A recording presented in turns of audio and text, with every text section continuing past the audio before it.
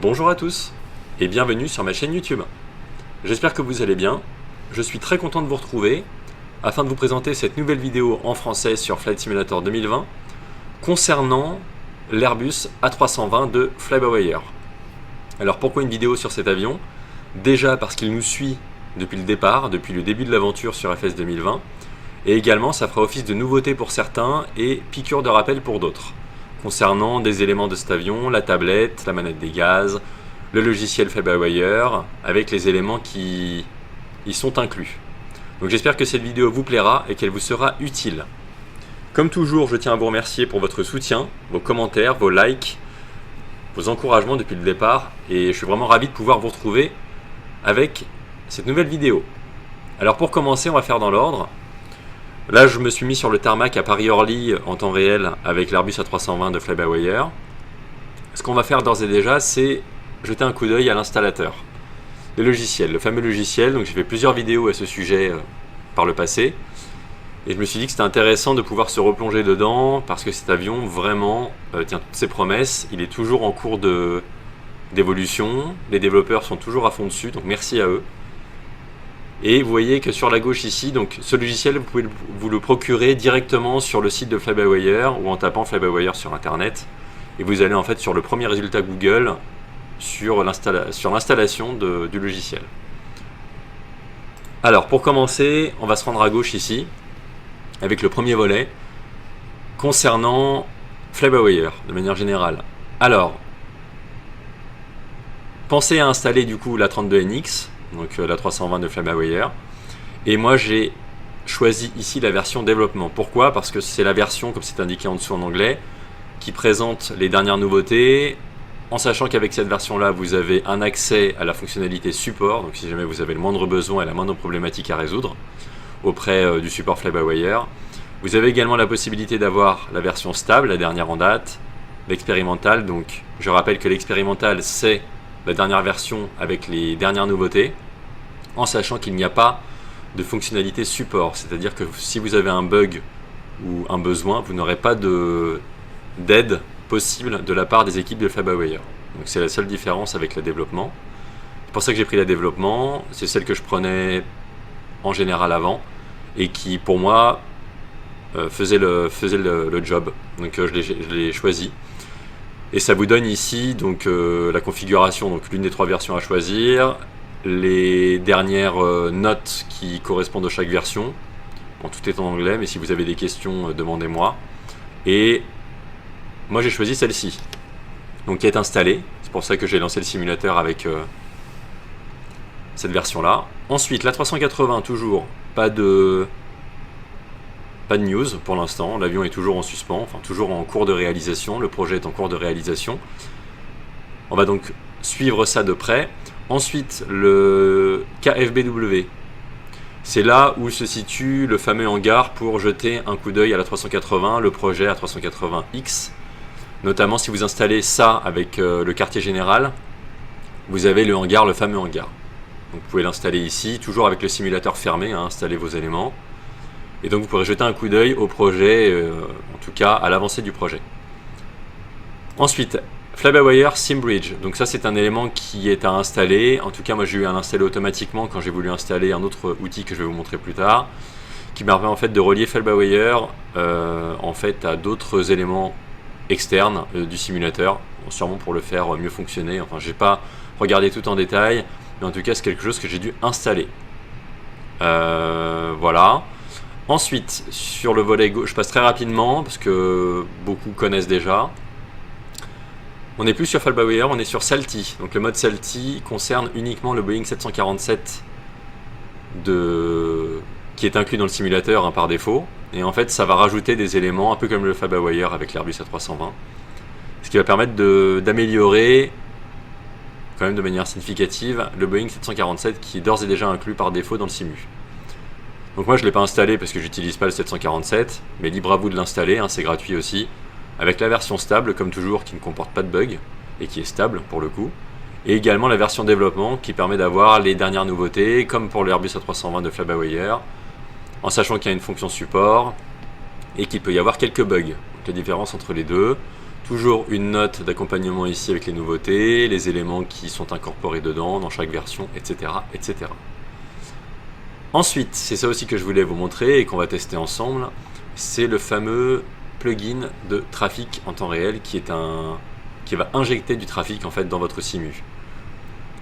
Donc vous avez ici en premier donc FSLTL Traffic, donc modèle de base qu'il faut installer pour en fait avoir une version stable et pouvoir avoir des avions. Donc ce système en fait est basé sur l'injection du trafic en passant par divers outils comme VATSIM ou alors la fonctionnalité par défaut du trafic en temps réel de Flight Simulator 2020. Ceci vous l'installez et ensuite ce que vous aurez à faire c'est injecter le trafic. Donc en fait en vous basant là-dessus, vous avez donc le modèle de base et ici ce qui va permettre d'injecter le trafic dans votre simu. Donc la version stable que moi j'ai installée et qui va donc permettre d'ajouter des avions dans votre simu et le trafic sera vivant. J'en ai fait l'essai un peu plus tôt avant de faire la vidéo. Le trafic bouge, pas forcément besoin d'activer l'ATC par défaut, hein, les avions bougent tout seuls. Et donc du coup ça vous permet d'avoir un simulateur un peu plus vivant, un peu plus original et surtout un peu plus dynamique. En sachant qu'il y a quand même un impact sur les FPS avec ce générateur de trafic. On en parlera après quand on l'activera ensemble. Juste à cliquer sur Start ici, il y a juste une fenêtre de commande qui va apparaître, juste à cliquer sur un bouton et ensuite le logiciel fait le reste. Ensuite, à gauche pour Synaptic Simulation, ça concerne l'A220-300 qui est toujours aussi en cours de réalisation, un peu comme l'Airbus A380X. Et ça retient toutes ses promesses. Ça tient toutes ses promesses en tout cas. Voilà, ça c'était pour le logiciel. Je voulais passer assez rapidement dessus. On va directement aller dans ce qui nous intéresse aussi, hein, l'Airbus Fly-by-Wire A320. Donc là, je me suis mis sur le tarmac de Paris-Orly. J'ai créé sur SimBrief un plan de vol juste vite fait pour vous montrer. Donc de Paris-Orly à Lille, LFPO, LFQQ. Et j'ai démarré l'avion vite fait. Donc là, on se rend compte. Donc là, vous voyez, je me suis rendu sur le tarmac de Paris-Orly. Il n'y a pas de trafic autour. Hein. Je n'ai pas activé le plugin de trafic. Et on va se rendre directement sur la tablette avec les dernières fonctionnalités. Donc, je ne crois pas qu'il y ait eu de gros changements par rapport à ce qu'on avait vu auparavant. Juste quand vous avez créé sur SimBrief et que j'avais généré le plan de vol, vous avez juste ici à cliquer sur importer les données depuis SimBrief. Donc ça va vous mettre le plan de vol, moi je l'ai déjà fait avec les infos météo, métard, etc. Ensuite, donc tout y est.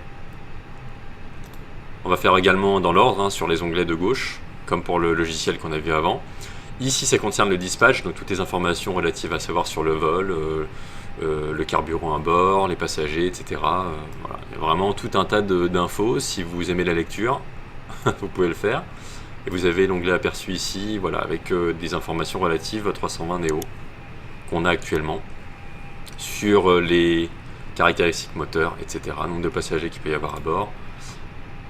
Ensuite, sur la partie sol, ici on a plusieurs services, donc carburant, charge utile, repoussage. Idem, quand vous êtes sur SimBrief et que vous avez relié tout à SimBrief, vous avez juste à cliquer ici sur l'onglet Cloud, nuage, le petit nuage avec la flèche vers le bas, qui permet directement de charger le fuel qui est indiqué dans SimBrief et le bouton lecture. Ça fait d'avitamment, ça se met à jour. Moi j'ai mis en instantané, comme ça se fait tout de suite. Idem pour les charges utiles. Vous avez toujours le petit nuage ici. Voilà. Hop. Et logiquement c'est bon. Ça l'a mis directement, instantané. Commencer l'embarquement. Voilà, et ça le fait tout seul. Pour le repoussage, bah, toujours le même système qu'avant. Système de repoussage inactif. Cliquez ici pour démarrer le système. Enfin, vous voyez, c'est très explicite et très clair. Selon moi, il n'y a vraiment pas de... Ça reste assez simple.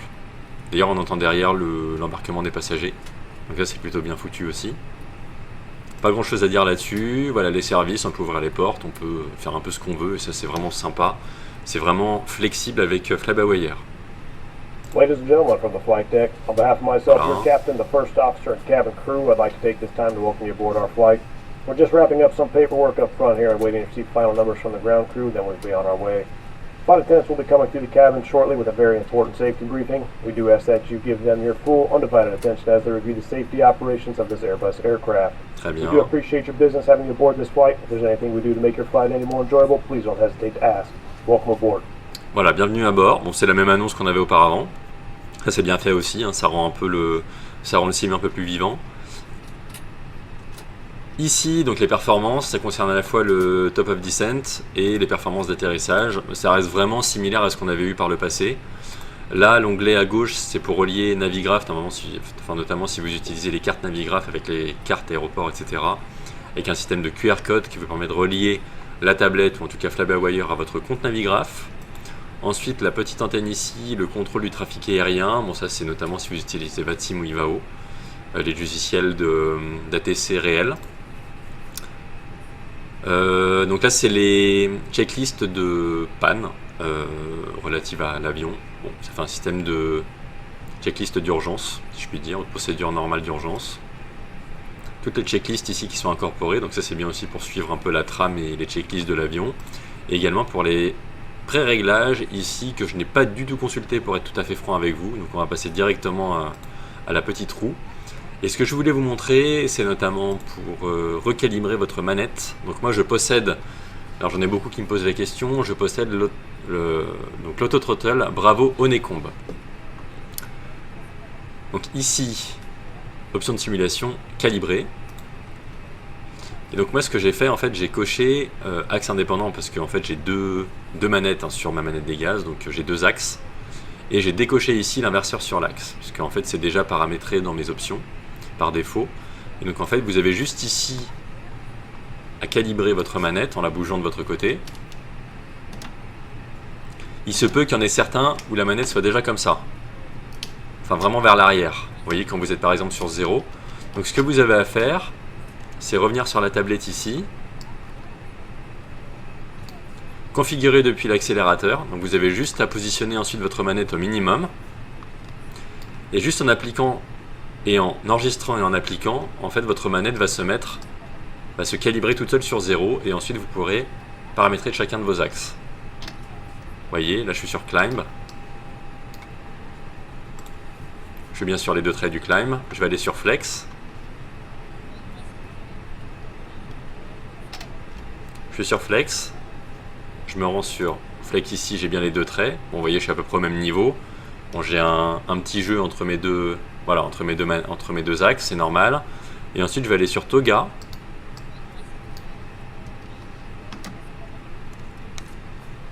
Et quand je vais sur Toga, on voit bien que je suis au fond avec les deux traits verts. Vous voyez? Donc vous avez juste à faire quelques essais de votre côté, ça dépend encore une fois des manettes. Hein, mais en tout cas, pour le Throttle Honeycomb, c'est comme ça que ça se présente. Vous avez juste ici à cliquer sur inverseur de l'axe, à les désactiver. Normalement, si tout est bon de votre côté. Également des axes indépendants, sauf si vous n'avez qu'un seul axe. Vous servez au même de toute façon.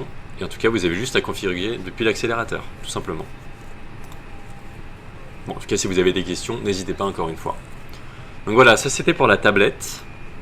Pas grand chose à dire depuis... Je peux retirer la canette, enfin le mug. Enfin, vous m'avez compris, pour le café. Et les FPS sont plutôt pas mal, toujours des vues personnalisées qui sont possibles. On entend les passagers qui parlent. L'overhead toujours fonctionnel, enfin bref. Tout est toujours bien modélisé avec cet avion. Autre information aussi, il y a des nouveautés concernant les lumières et les éclairages du cockpit. Bon là on s'en rend pas bien compte de jour, je sais pas si vous de votre côté vous aurez remarqué des changements au niveau des effets de lumière, etc. Moi j'ai pas suffisamment l'œil pour ça je pense par rapport à ce qu'il y avait par le passé, d'autant plus que j'ai utilisé pas mal de Phoenix, donc ça fait un moment que je suis pas allé sur le Fly-by-Wire. En tout cas il y a des changements au niveau des effets d'ombre, lumière, éclairage, etc. Bon. Pour les puristes, en tout cas qui l'auront remarqué, si vous avez vu la différence, ce que je vous souhaite, ce serait parfait. Ensuite, le fameux plugin que je vais vous montrer, et on aura fini cette vidéo. Hop, ici, FSL TL Traffic, modèle de base installé, et on va aller sur l'injecteur de trafic. Rien de plus simple, une fois que vous avez installé la fonctionnalité, enfin le mode stable, vous allez cliquer ici sur démarrer et je vous invite également à consulter le guide d'utilisateur ici. Si vous cliquez, vous allez avoir une page qui va apparaître, voilà, avec un tutoriel, bon, en anglais mais en vidéo, donc c'est pas mal, c'est interactif, et tout un système ici de d'options, tout simplement, toujours en anglais. Donc ce qu'il faut faire, comme c'est indiqué dans le guide d'utilisateur, avant d'activer l'injecteur de trafic, ici dans options générales, trafic, et bien mettre ici la densité des avions au sol à 0. Également, lorsque vous lancez le vol, juste avant de le lancer dans le menu, vous désactivez le trafic en temps réel et le trafic multijoueur surtout. Donc on retourne ici, on démarre, voilà, ça se met en route, les fonctionnalités, et là ça nous met tout un tas d'options avec, donc ça injecte des avions au sol entre 10 et 150 km, 25, vous voyez ça met des chiffres par défaut. Donc en fait ça nous dit que là il y aura maximum 80 avions IFR qui vont apparaître et 20 avions VFR qui vont apparaître. Est-ce que vous voulez changer ces infos? Oui pour changer, donc yes en anglais vous tapez Y, N pour no, pour ne pas changer. Donc je vais mettre non, entrée, ça se connecte au simu. Et voilà. Donc là, les FPS vont changer. Mais si on regarde sur la gauche, on voit qu'il y a bien, bon j'aurais dû me mettre un peu plus près, un A350 de French Bee, un A350 derrière d'Air Caraïbes, un A320 ici. Bon, je pensais que c'était EasyJet, mais non, j'ai l'impression.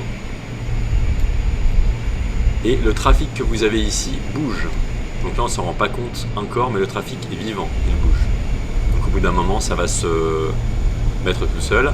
C'est inspiré notamment de l'application Flight Radar. Je ne sais pas si vous la connaissez. En tout cas, c'est inspiré et c'est tiré de cette application. Donc vous avez vraiment du trafic en temps réel qui va bouger. Les FPS sont un peu plus impactés. Moi, je le sens au niveau de la fréquence d'image quand il y a des avions qui sont là. Bon, là, en plus, on est sur Orly. Il y a beaucoup de nuages, la météo est dense. Les graphismes sont en ultra, etc. Et il y a le trafic en plus. Et quand vous installez ces applications, c'est quand même, ça pèse pas mal, hein, c'est quelques gigas. Donc vérifiez bien votre espace disque avant, etc. Une fois que c'est fait, bah, vous avez le trafic. Si jamais vous voulez retirer le trafic parce que soit c'est trop lourd ou alors vous n'en avez pas besoin forcément selon vos souhaits, vous avez juste ici à cliquer sur l'injecteur, le volet injecteur de trafic, stop, confirmer. Voilà, donc tout simplement, ça l'a désactivé, les avions ne sont plus là, les FPS sont de nouveau un peu plus stables, et ça reste très pratique. Voilà, plus d'avions du tout. Donc c'est vraiment très pratique. Voilà, ça c'était pour la fonctionnalité du trafic. Je vous invite à essayer en vol, c'est-à-dire c'est ce que je ferai plus tard. Mais en tout cas, je voulais vous montrer tout ça. Donc pas d'autre chose à dire en particulier sur Fly-by-Wire de manière générale. Si ce n'est qu'il y a des projets en cours. Vraiment merci aux équipes. C'est top. Et bah, si vous avez des questions, n'hésitez pas. Je me tiendrai à votre disposition pour y répondre.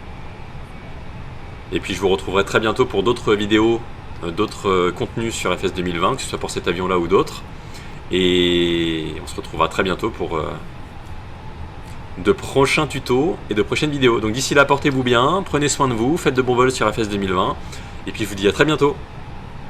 Salut tout le monde, ciao.